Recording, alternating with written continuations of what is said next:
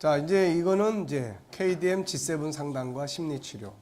네, 그래서 일반 사회 심리, 그 다음에 기독교 상담 심리, 그 다음에 이제 G7 심리. 그래서 G7 심리 치료는 G7 상담과 심리 치료는 어디에 근거를 두고 또 어떻게 프로그램이 만들어져 있느냐. 그러니까 일반 사회 심리학은 나름대로 학자들에 의해서 나름대로의 이론과 그 다음에 이제 그 치료 방법들이 나름대로 이렇게 독창적으로 물론 또 어떤 부분은 연합하고 그러면서 만들어졌어요, 이게. 근데 기독교 심리학은 일단 독창적인 기독교 심리학이 만들어지지 못하고 있다는 거죠, 이게. 그래서 이거를 일반 사회 심리학과 섞든지, 왜냐하면 그동안의 기독교 쪽은 심리라는 말보다는 다 뭘 많이 씁니까? 영이라는 말, 영적 세계, 뭐 영적 치료, 뭐 주로 영혼의 세계, 영적 뭐 이런 쪽으로 주로 다루다 보니까 심리라는 개념이 우선은 익숙하지가 않죠, 이게.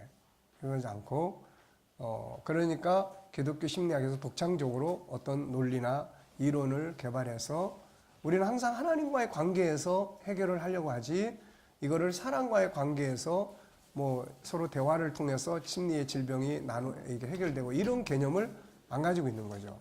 그러니까 지금도 교회에서 우리가 이런 일들을 한다 그랬을 때 또 어떤 분들은 뭐 좀 나름대로 보수적 신앙을 가지고 있는 분들은 싫어하는 거죠, 이게. 그런 거는 심리 치료에 가면 되고 뭐 정신병원에 병원에 가면 되는 거지. 그거를 뭐 교회는 복음을 다루고 뭐 이런 걸 다루는데 왜 그런 게 필요하냐 하는 이제 이런 입장이죠, 이게. 그러니까 아직도 기독교 심리 상담, 심리 치유라는 게 어떻게 보면은 뿌리를 내렸다. 뭐 자리를 잡고 교회에서 이게 중요한 한 축으로 발전한다. 이게 아직 없는 거예요, 이게. 단지 뭐 우리나라의 그 내적 치유라든지 최규석 목사님이라든지 뭐 이제 이런 분들이 이제 소수의 분들이 이제 근데 그분도 원래는 그분도 일반 심리학을 한 20년 가까이 했어요. 그분도. 그러면서 이제 그분은 이제 그런 것들을 잘 접목시켜 가지고 내적 치유라는 걸 통해서 뭐 성령의 치유 뭐 이런 걸 통해서 교회가 이제 성장한 케이스죠. 그럼 그분 같은 경우는. 그리고 거기는 이제 구역장이나 구역 강사가 일단 아주 병원에 가면은 조수 노릇을 하는 것처럼 구역장 구역 강사가 그런 훈련을 잘 받아요. 그래가지고 그들이 이제 치유자로 사역자로 그렇게 일을 하는 거예요, 이게. 그러니까 이제 아직은 우리나라 교회들이 이런 부분을 적극적으로 막 다루고 이런 영역이 그렇게 많지가 않아요. 그러니까 여러분들은 이제 그동안 계속 이게 나름대로 익숙해져 있고 KDM 뭐 G7 막 이게 익숙해져 있으니까 이제 덜한데, 그렇지 않았을 때는 뭐 이제 저게 뭐야? 이제 이런 이제 시기죠. 교회가 저걸 어떻게 받아들여야 돼, 말아야 돼, 뭐 이런 개념들이죠, 이게. 그러니까 그만큼 이제 어떻게 보면 우리 기독교가 이런 영역에서는 이제 뒤처져 있는 거죠, 이게. 현실은 뭐 계속해서 뭐 공황장애가 200 몇십만 명씩 그러면서 계속 늘어가고 있는데 이제 교회가 그런 부분을 이렇게 능동적으로 대처할 수 있는 이런 게 잘 안 되고 있는 거죠, 이게. 그래서 교회를 항상 순수하게 영적인 전당으로만 생각을 하는 거예요, 이게. 그래서 뭐 문제가 있으면 와서 열심히 기도하고 은혜 받으면 해결이 되는데 뭐 이렇게 그냥 고민해. 이제 이런 관점이에요. 그러니까 앞으로 이제 교회가 이 시대적인 어떤 소명을 다하기 위해서는 이제 영적인 영역과 함께 이런 사람의 심리를 다루고 또 사람의 내부의 재능들을 찾아내고 개발하고 발전시켜줘서 사회에 나갔을 때 나름대로의 어떤 영향력을 끼칠 수 있는 이제 이런 부분들을 교회가 이제 다룰 수 있어야 된다는 거죠, 이제. 네. 근데 일반 기독교 심리학을 교회에서 가지고 뭘 하기에는 역부족이에요, 이게. 그러니까 그거보다는 아예 이제 우리는 하나님의 형상이라는, 그러면서 그게 아주 단순하고 실용적인, 뭐 어떻게 보면은 아무것도 아닌 것 같은데 그런 걸 통해서 사람이 변화가 오기 시작하고 하는 것은 꼭 어떤 뭐 획기적인 뭐 어려운 논리나 막 이런 것만 가지고 뭘 되는 게 아니다 하는 거예요. 사람의 마음은 뭐 아주 간단하기 때문에. 그래서 이제 우리 일반 사회 심리, 그 다음에 기독교 심리, 그 다음에 G7 심리. 근데 만약에 이제 일반 사회 심리라는 기본 틀이 없다면 우리 G7도 심리학적으로 사용해 볼 수 있는 생각을 안 했을 수도 있어요, 이게. 예, G7도. 그러니까 이제 우리가 이제 이런 부분들을 이제 분명히 많이 그런 사람들이 다가오고 주변에 있고 그러다 보니까 사회 심리를 보면서 우리가 지금까지 봤지만은 12가지 내용을 보면서 결국은 더 내 머릿속에 뚜렷하게 각인되는 것은 창세기 1장 27절하고 창세기 3장이라는 거예요, 이게. 그 일반 심리에 관한 책들을 들여다보고 연구를 해보면서 뭐 내용도 어렵고 여러 가지 그런 부분들이 있지만은 그러나 이 모든 것에 주장하고 있는 그것들은 다 그쪽을 향하고 있다는 거예요, 이게. 그래서 그렇다면은 하나님의 형상을 다루는 이 부분, 결국 인간은 자유하도록 만들어졌는데 이 자유함이 어떤 거에 의해서 억눌림으로 인해서 병리 현상이 발생하는 거고, 그렇다면 억눌리고 있는 것들을 억압해서 해방시켜주는, 이게 이제 자유케 하는 것이잖아요. 그래서 치유 목회다, 자유케 하는 목회다, 이런 것들은 바로 어떻게 보면 심리적 그런 부분들. 더 나아가서는 사회적인 리더십을 좀 만들어야 되는데 어떻게 뭘 가지고 이거를 할 수 있을까? 그래서 결론은 하나님의 자녀의 형상에서 이제 우리가 답을 이제 찾고 이거를 이제 다각도로 사용할 수 있는 이제 분야들을 지금 우리가 만들어 보고 있는 거죠, 이게. 자, 48페이지 보겠습니다. G7 상담 심리 치료는 성경을 중심으로 한 기독교 상담 치료 이론이다. 다만 필요시 일반 심리학의 기술적 부분이나 의료 치료적 부분을 공유한다. 분명한 거는 의료적인 역할은 또 있는 거예요, 이거 자체를 싹 부정해버리면 그건 안 되는 거고, 또 기술적 부분, 일반 심리학에서 사용하던, 우리가 아직 거기까지는 많은 임상을 안 해봤기 때문에, 그러면서 이제 뭐 이런 간단한 자기 칭찬하는 거, 자기 자존감 높이는 거, 자기에게 편지 쓰는 거, 뭐 이런 것들은 쉽게 응용할 수 있는데, 이런 것들은 일반 심리학에서도 일반적으로 많이 써요. 이런 것들은 뭐 특별히 그게 무슨 누구의 이론이다 이게 아니라, 그러니까 뭐 예, 그런 역할극이라든지 뭐 이런 저런 다양한 것들, 뭐 음악 치료라든지 뭐 다양하게 미술 치료 이런 거 다양하게 씁니다, 이게. 그러니까 심리학은 계속 발전하는 거예요, 이게. 네, 발전하는 겁니다. 자, G7 심리 상담 심리 치료는 창세기 1장 27절과 창세기 3장을 배경으로 한 원인을 분석하고 상담과 치료의 방향성을 제시한다. 다시 말하면 G7 심리 치료는 창조의 질서를 기본 골격으로 하고 있다. 이게 이제 이론적 뿌리를 찾으라 그러면은 창조의 질서를 기본 골격으로 하고 있다. 그리고 성경의 틀은 창세기 1장, 그 다음에 창세기 3장, 이것을 근본 배경으로 가지고 분석을 하는 거죠. 자, 인간에게 아름다운 욕구와 선한 기능은 어디에서 나오는 기능이에요? 창세기 1장 27절의 본능이고, 이게 있기 때문에 인간에게는 희망을 가질 수 있는 거예요. 인간이 그냥 교육을 통해서 뭔가 새로 개조될 수 있는 존재냐? 교육을 통해서 새로 개조될 수 있는 존재가 아니에요.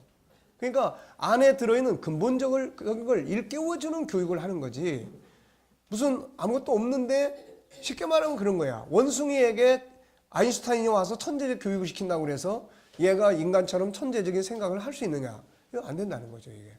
왜냐하면은 그래서 인간에게는 창세기 1장 1절이 있기 때문에, 우리가 마태복음 8장에서 예수님께서 귀신 들려가지고 무덤에 버려진 사람들을 찾아갔단 말이에요. 인간 세계 속에서는 필요가 없으면 갖다 버립니다, 이거. 그러니까 이 사람들은 지금 동네에서 볼 때는 골칫덩어리예요, 이거. 그러니까 갖다 버린 거예요. 근데 예수님은 이 버린 사람을 살리러 간 거예요, 지금. 도대체 이게 뭐 때문에 뭘 보았길래 그런 게 가능하냐는 거죠. 그러니까 그 버림받은 그 사람들 속에도 창세기 1장 27절에 하나님의 형상이라고 하는 기본적인, 가장 존귀한 기본적인 틀이 그 안에 있다는 걸 주님은 알고 계시는 거예요. 그러니까 이거를 어떤 장애 요인이 짓밟아버리고 덮어버리고 있기 때문에 지금 필요 없는 존재가 돼서 버림을 받은 거예요. 그러니까 창조주이신 주님 입장에서 보면 더 화가 나는 거죠, 이게. 더 그냥 신령한 분노가 일어나는 거죠. 네.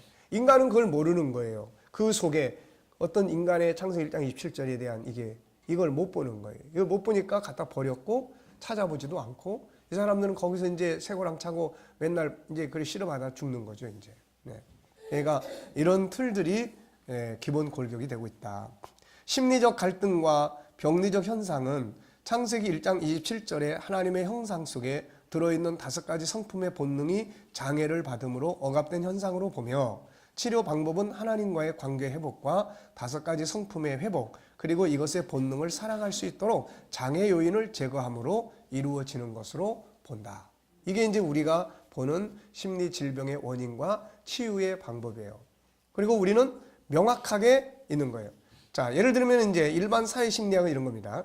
심리적 갈등과 병리 현상은 그리고 이제 이걸 빼버려요. 없는 거예요. 창세기 1장 10절에 하나님의 형상 속에 들은 5가지 성품, 요까지 빼버리고, 야, 심리적 갈등과 병리 현상은 뭐예요?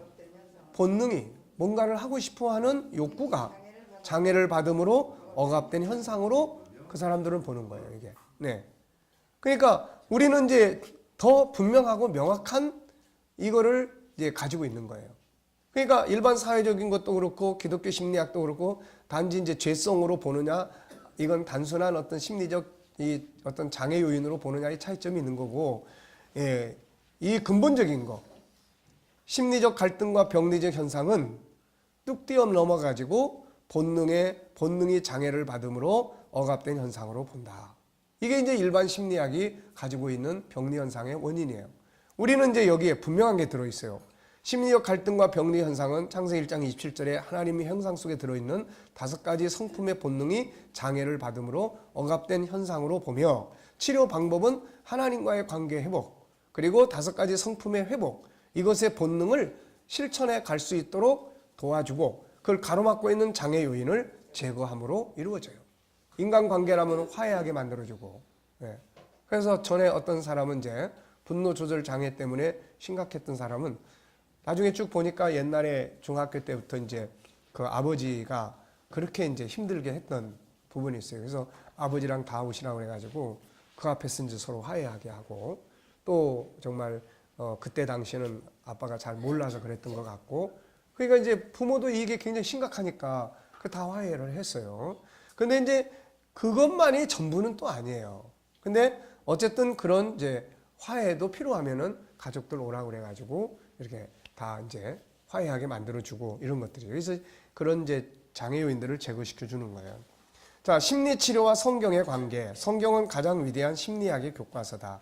심리학이란 사람의 마음속에서 벌어지는 기능들이 세상의 다양한 일들 속에 어떻게 반응되어지고 그 결과들이 어떻게 나타나고 있는지를 연구 정리하여 결국 올바른 심리 상태를 유지하게 하여 아름답고 행복한 삶을 유지하게 하는 데 있다. 성경은 이미 3000년 전에 솔로몬에 의해서 심리, 곧 마음의 중요성을 설명한다. 잠언 4장 23절에 모든 지킬 만한 것 중에 더욱 내 마음을 지키라. 생명의 근원이 여기서 난다. 한번 쭉 읽어볼까요?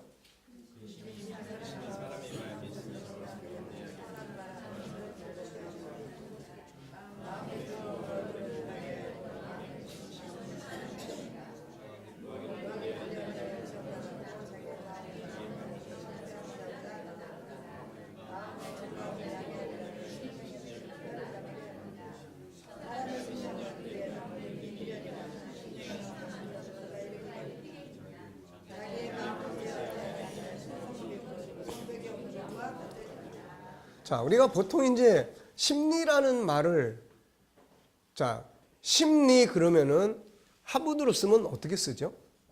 그렇죠. 그러니까 심리라는 거는 마음속에서 벌어지는 어떤 틀이에요, 이게.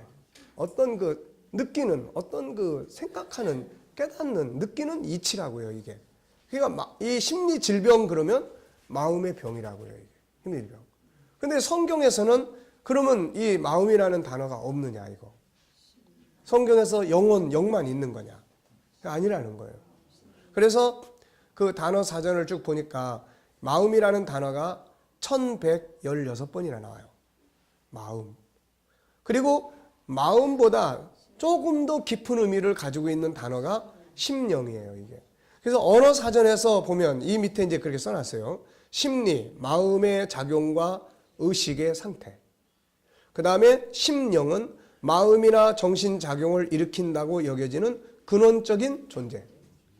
그러니까 심리보다는 심령이라는 말이 더 깊은 말이에요.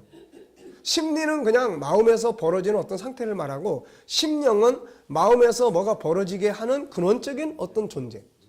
네. 그러니까 우리는 이게 뭐예요? 영이라고요. 영. 그래서 영혼 육으로 나누기도 하지만은 영혼 육체로 나누는데 영이라고 하는 영적 존재 속에서 나타나는 현상, 이게 이제 마음이에요. 이게 마치 방송국에서 지금 막 이제 실물들이 거기서 공연하잖아요. 그럼 그게 어디로 나타나죠? 딱 와서 이렇게 화면으로 나타나는 거예요. 이게. 실물이 병들어 있으면 여기가 병들게 나타나는 거고, 실물이 몽둥이 들고 있으면 여기도 몽둥이가 나타나는 거예요. 그러니까 우리가 영과 마음의 구조를 그렇게 이제 이해를 합니다. 그러니까 영혼이라고 합성하든 영과 혼과 어차피 떠날 때는 다 둘로 나눠서 가는 거니까. 그러니까 혼의 기능이 있다 하더라도 마음의 기능은 어디에 속한 거냐면 영에 속해 있는 거예요. 이건 육체에 속해 있는 게 아니에요. 이게 그러니까 영에 속해 있는데 영이라고 하는 건 하나의 실체고 이 실체 속에서 나타나는 하나의 현상을 마음이다 이렇게 볼 수 있는 거예요. 그러니까 영혼이 건강하면 마음의 병은 없는 거예요. 이거. 근데 마음의 병이 생긴다는 건 이미 영혼이 지금 별로 안 좋은 상태야 이거. 그게 쉽게 말해서 어떻게 우리가 이제 볼 수 있습니까? 은혜 충만하면 마음이 좋은 거야, 건강한 거야.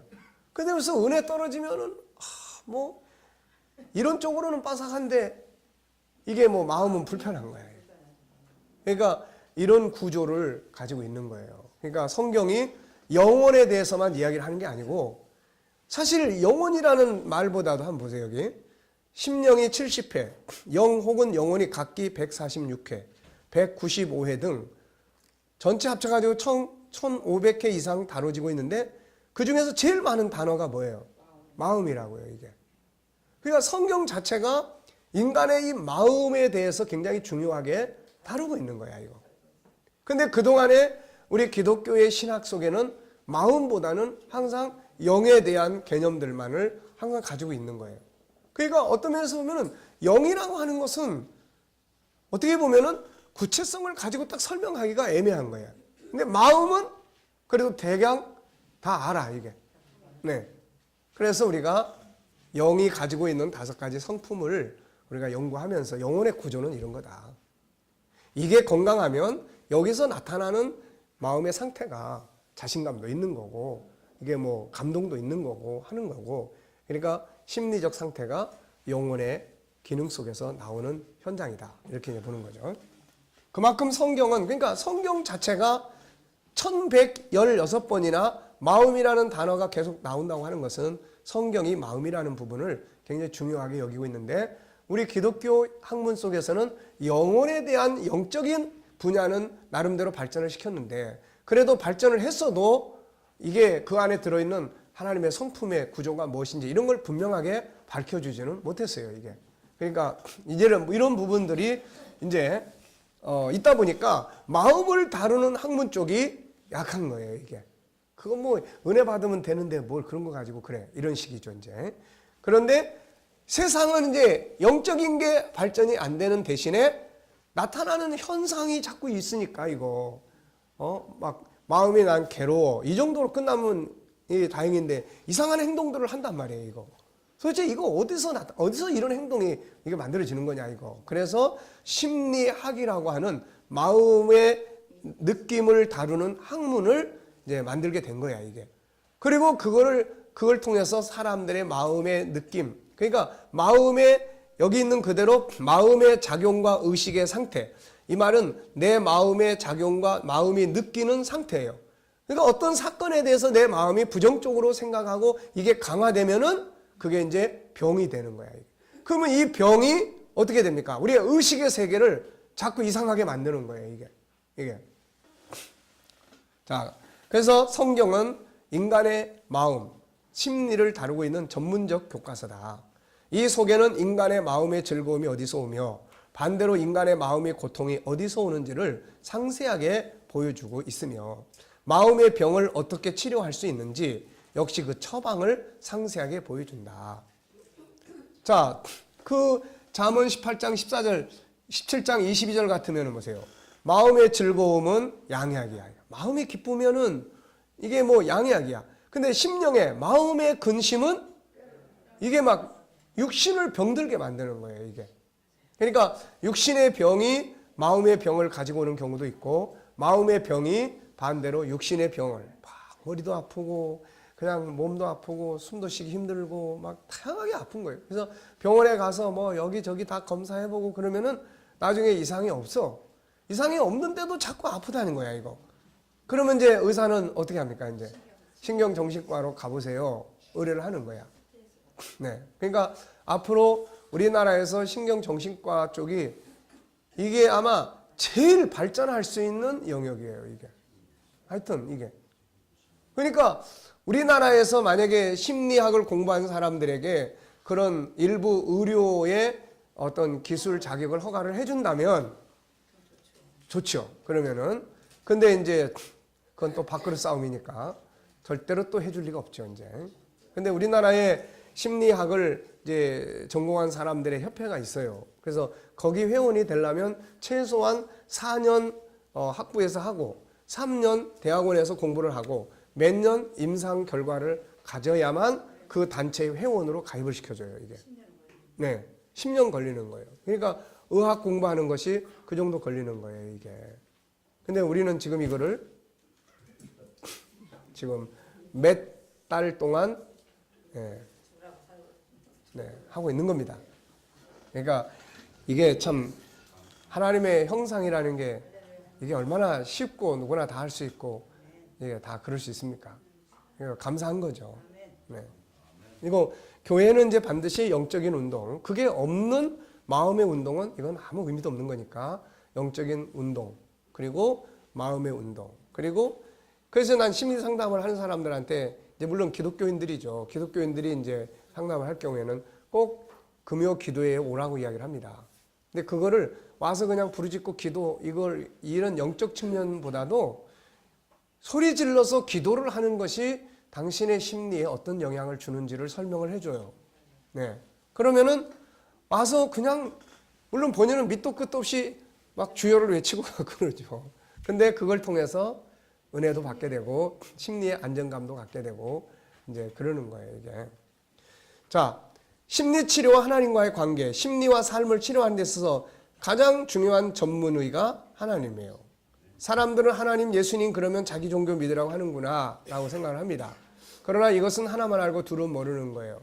적어도 심리 치료를 다루는 데 있어서만큼은 하나님, 예수님이 종교적인 것이라고 생각하든 안 하든, 그래서 안 믿는 사람에게도 우리가 이제 이런 부분들에 대해서 접근을 할 때 하나님을 꼭 믿으셔야 됩니다, 이런 개념보다는 당신이 믿고 안 믿고는 그건 당신 속에 믿음이 생기면 믿는 거고, 그렇지만 지금 중요한 거는 뭐예요? 당신의 마음을, 이 심리 문제를 치료를 하는 거다. 아니, 치료를 하는데 밖에 나가서 소리를 질러도 치료를 할 수 있는 거고, 그런데 이런 것들을 통해서 당신 내면의 세계에 있는 쌓여있는 것들이 밖으로 다 표출되는 거기 때문에 그냥 뭐 믿거나 안 믿거나 그냥 하라고 이제 그런 이야기를 이제 할 때들이 있어요, 이게. 그러니까 그 엄마들, 학부형들 세미나 할 때도 비슷한 원리예요. 그 내가 안 믿는 엄마하고 집에 가가지고 대화를 나누면서 남편은 교회 나오는데 이 부인이 안 나와요. 그래가지고 가가지고 이제 가서 이제 무슨 대화부터 하겠습니까? 이제 애들 문제 대화가 나누는 거예요. 애들 보면서 정말 애들이 너무 잘 똑똑하게 생겼네요.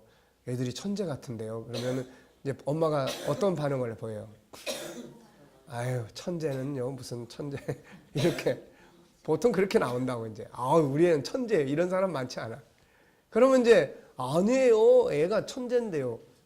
제가 확인시켜 드릴까요? 이렇게 얘기해요. 확인시켜 드릴까요? 자, 한번 보세요. 이 아이가 엄마를 닮으면은 더 천재가 있어요. 신을 닮으면 더 천재가 있어요. 가만히 생각을 해보면서 신을 닮으면 더 천재일 것 같은데요. 네, 얘는 이 세상에 올 때 신을 닮아가지고 온 애입니다. 예, 신을. 그러니까 엄마도 닮았지만 이 아이의 내면의 세계는 신을 닮아가지고 온 천재입니다. 근데 이 아이를 다루는 리더자들이 잘못 다루면 이 바보 멍청이가 되는 겁니다. 어떠세요? 자, 그러면 신을 닮은 아이에 대해서 좀 알아봐야 되지 않겠습니까? 예. 그래서 이제 이런 공부를 할 때 한번 와보세요라고 이제 이야기를 했어요. 그러니까 어쨌든 우리가 세상 사람들도 그런 것들이 우리가 하나님 형상을 가지고 있다는 건 사실 괜히 종교적 개념 때문에 싫다 좋다 그러는 거지, 알고 보면 최고의 작품이라는 것이거든요, 이게. 내 아들이 나를 닮는 것보다 어때? 목사님 아들이 목사님 닮는 것보다 신을 닮는 게 더 똑똑할 거 아니에요. 응? 그러니까 그런 개념을 사람 누구나 다 가지고 있어요. 그러니까 그런 방식으로 이제 이야기를 나눌 수 있습니다. 자, 그다음에 그래서 마음의 치료, 심리 치료, 성격의 치료, 생활 습관의 치료는 전문 의사의 치료도 필요하고. 자, 우리가 성격의 치료, 이거 뭘 이야기할까요? 자, 우리가 볼 때 성격이라는 것은 결국 인간이 가지고 있는 기본적인 성격은 뭐예요? 기본적인 성격은 이쪽입니다. 이쪽이에요. 근데 이쪽 게 이제 커졌어요. 커져가지고 왜 커질까요? 하나는 본성, 본능적인 게 있어요. 죄성, 원래 타고나는 거. 또 하나는 부모나 주변 가족들의 통해서 성격이 형성돼요, 이게. 예, 환경이나. 그러면 이제 이 사람한테는 이게 딱 굳어버려요, 이게. 굳어버려. 어느 정도 학습돼 버리는 거예요. 그러면 보통 사람은 이것이 자기 성격인 줄 알아요, 이게. 그러면서 항상 뭐 합니까? 이게 자기 성격이라는 것이 아니라는 증거가 뭐예요? 이게 그 사람의 성격이라는 게 아니라는 게 증거가 뭐예요? 이렇게 하고 나면, 자기 성격대로 하고 나면 속상하다는 거야. 화가 난다는 거야. 싫다는 거야. 딴 사람들이 피해를 본다는 거야, 이거. 그러니까 이거는 이렇게 해서 만들어진 거지 그 성품이 그게 아니란 말이에요, 본래 나가 아니라고요. 그러니까 바울이 로마서 7장에서 이야기한 게 얼마나 핵심적인 키포인트인지 몰라요. 그거는 내가 아니다. 그건 참 내가 아니라 내 안에 있는 죄성이다. 이렇게 밝혀지고 있는 거예요, 이게. 그러니까 예수님이 그래서 부인하라는 거야. 아니니까. 넌 내가 아니야. 그러고 부인하라는 거예요. 그러니까 이제 성격을 어떻게 해야 돼요? 이제 바꿔줘야지. 이대로 했다가는 안 좋으니까 이걸 바꿔줘야 될 거 아니에요. 그러면 어떻게 바꿔줘야 돼요? 너는 맨날 왜 그렇게 사냐? 야단친다고 되는 게 아니에요, 이게. 뭐 해야 돼? 그렇지. 이쪽 걸 키우는 거야, 이제. 이쪽 걸. 그리고 이런 분위기를 만들고, 그러니까 부모가 먼저 이런 것들로 사는 게 중요하다는 거야, 이게. 이렇게 살면 아이들이 크면서 자연스럽게 이쪽 걸 보고 배우는 게 아니라 이쪽 걸 배우고 학습이 되는 거야, 이게. 그러니까 이 부모들이 그래서 공부를 해야 되는 거예요, 이게. 네. 자, 그래서 이제 마음의 치료, 성격 치료는 저렇게 하는 거예요. 생활 습관의 치료는 전문 의사의 치료도 필요하고 상담도 필요하고 약물도 필요하지만 정신질환, 심리치료, 습관을 바꾸고 삶을 치료하는데 절대적 의사는 하나님이에요. 하나님과의 만남, 성령의 임재는 어떤 심리적 질병도 생활의 질병도 고칠 수가 있습니다. 나는 이제 그래서 내 이야기를 많이 해요. 내가 만약에 나는 심리 상담이라는 거 받아본 일도 없고 그렇게 힘들고 청소년 시절에 막 인생 철학을 많이 하면서도 그래서 근데 이제 감사했던 게 뭐냐면은 이제 그야말로 하나님과의 관계에서 이제 씨름하면서 살았으니까. 그러니까 성령 충만을 해지고 나면은 뭐 성격이고 심리고 뭐 다 무의미한 거예요, 이게 다. 네. 아니, 하여튼 성령이 충만해지면 뭐 성격이고 뭐고 다 그냥 상관이 없어져요. 뭐 내성도 외성이 되어버리고 외성도 내성이 되어버리고 뭐 불필요한 거 안 하니까 내성이 되는 거고 또 당당하게 용기 있게 하니까 이게 또 외성이 되는 거고 이렇게 되는 거예요. 그러니까 성령이 충만하면 이게 답인데 요즘 사람들은 그 성령 충만함하고 자꾸 거리를 너무 멀리 두니까 그러니까 이제 이런 부분들을 이제 마음을 이렇게 바꾸는 쪽으로 이해시키고 합리성을 추구하는 쪽으로 이렇게 이제 데리고 가는 거예요, 이게.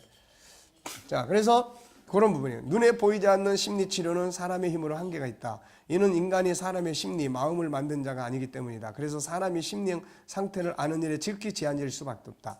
그러니까 세상의 심리 치료는 결국은 한계점이 와요. 결국은 한계점이 옵니다. 그 사람의 생활 패턴이나 이런 게 확 바뀌지 않는 한은 어느 단계에서는 그냥 또 원위치예요, 이거. 그러니까 이런 부분들을 우리가 잘 기억을 할 필요가 있습니다. 그래서 뒤에 관리가 아주 중요하죠. 자, 하나님은 사람 속에 뭘 만들었어요? 심령을 지으셨고, 그러기에 그분만큼 심리치료의 전문가는 없다. 그래서 윌리엄 제임스가 하버드 대학의 철학 교수일 때 그는 고민에 대한 최대의 처방은 뭐라고 그랬어요? 신앙이다, 이렇게 이야기를 하죠. 자, 예수님과 성령의 또 다른 이름은 뭡니까? 네, 카운셀러예요. 상담자입니다. 성경은 예수님을 다양하게 소개한다. 그중 하나가 원더풀 상담자예요.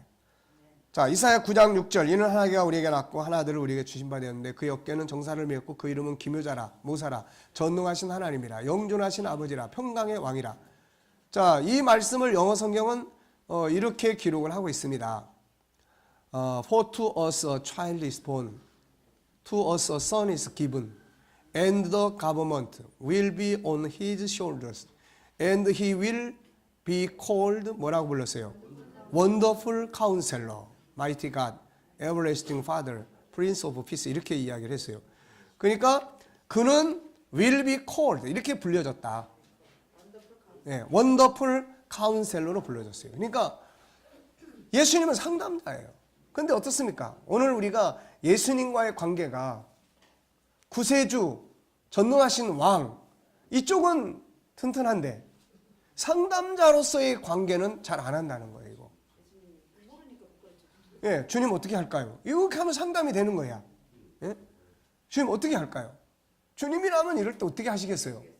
주의 말씀은 이럴 때 어떻게 하시겠어요? 이게 생활화가 돼야 되는데 이거 안 한다는 거야. 이거 안 하고는 그냥 살 때는 아이 답답해 그러면서 그 혼자 살다가 와가지고 또 주여 어디 가셨나이까?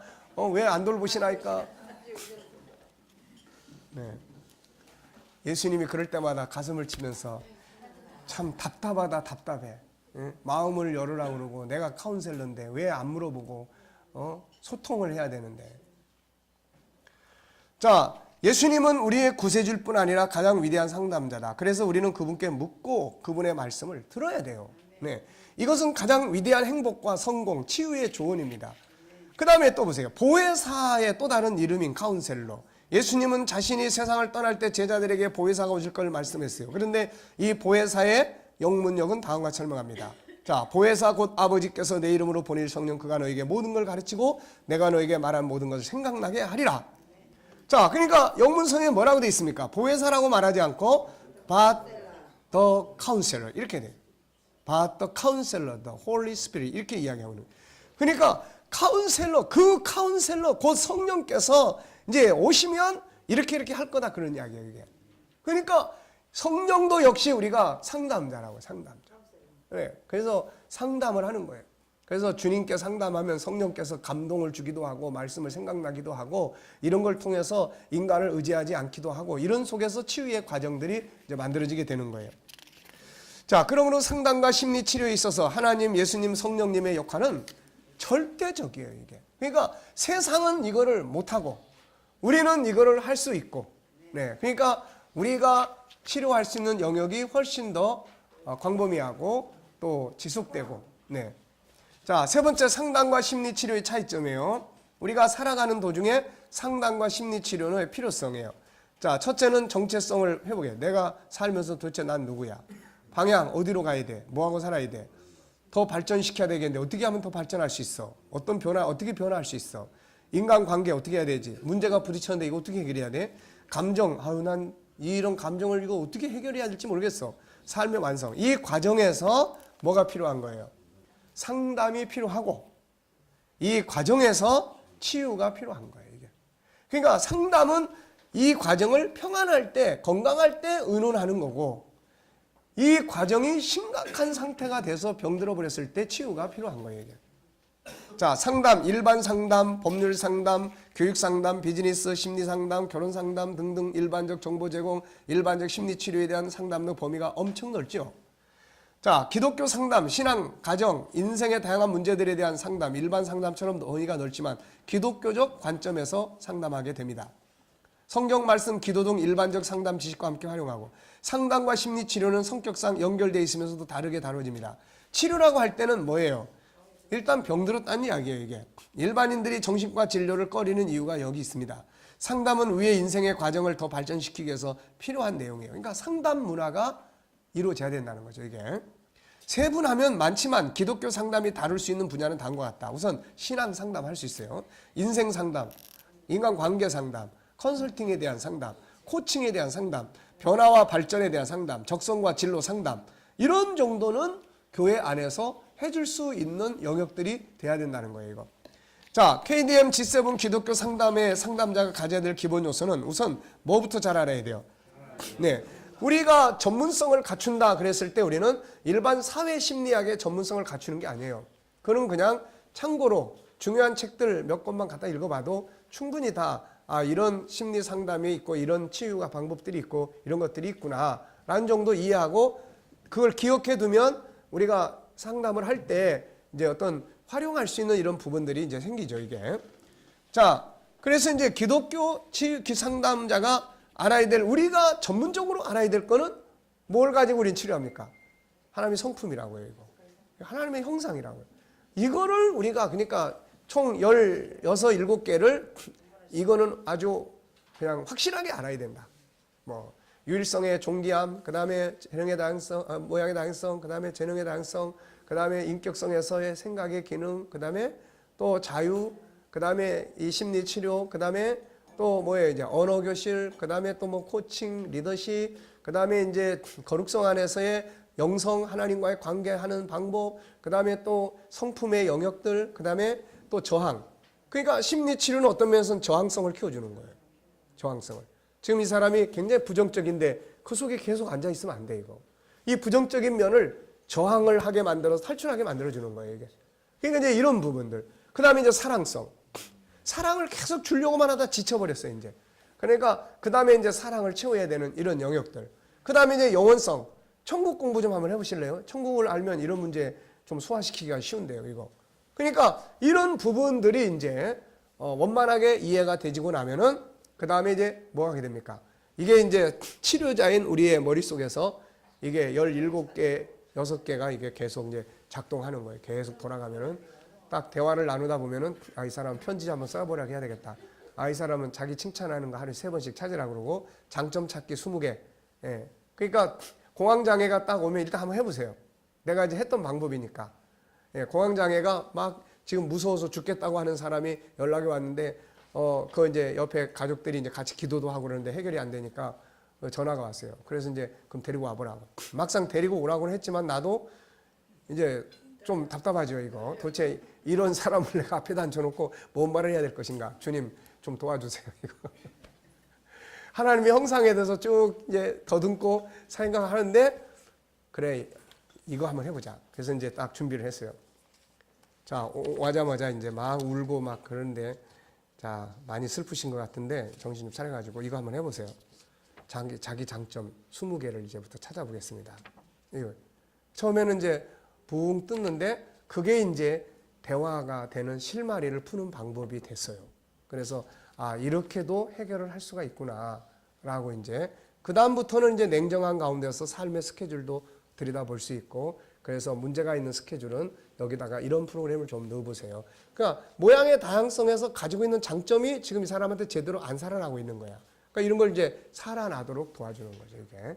그러니까 어쨌든 그렇게도 해보고 저렇게도 해보면은 이제 하나님의 성품들을 다양하게 사용할 수 있는 이런 이제 계기들이 됩니다, 이게. 자. 지금 목사님들이 상담하는 모든 것들을 다 기록해서 지금 다 해놓으셔요? 자, 이 뒤에 이제 좀 써놨으니까 이제 계속 한번 볼게요.